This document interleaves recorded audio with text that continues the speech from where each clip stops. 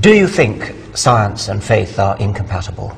No, and I think the history of the whole interaction of science and religion shows that this idea there's perpetual warfare between them is simply historically unjustified. What you can show is at times they are in conflict and at times they work quite well together. And it seems to me that there's an obligation on all of us to try and make sure they work together well in the future, as at times they have done in the past. You've written that atheism is in decline, is in twilight. What do you mean by that? Why do you think that?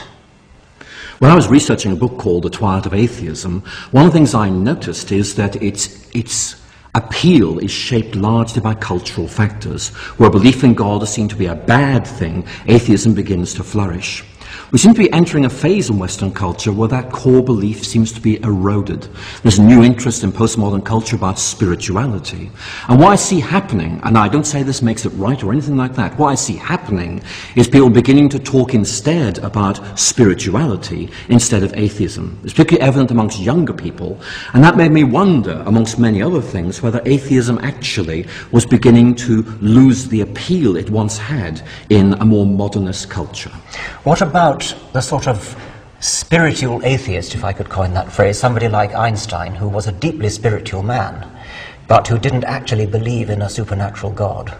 Well, it's a very interesting debate we could have about whether Einstein actually was an atheist. Certainly, he was not a conventional theist, but I think I would want to raise questions about whether he could be said to be an atheist as a result.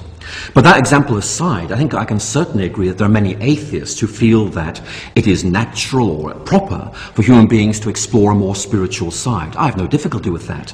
But it seems to me there is an inconsistency there between a fundamentally atheist viewpoint, particularly a Marxist viewpoint which stresses the material side of life, and this growing interest in the spiritual side of things which we're seeing all around us.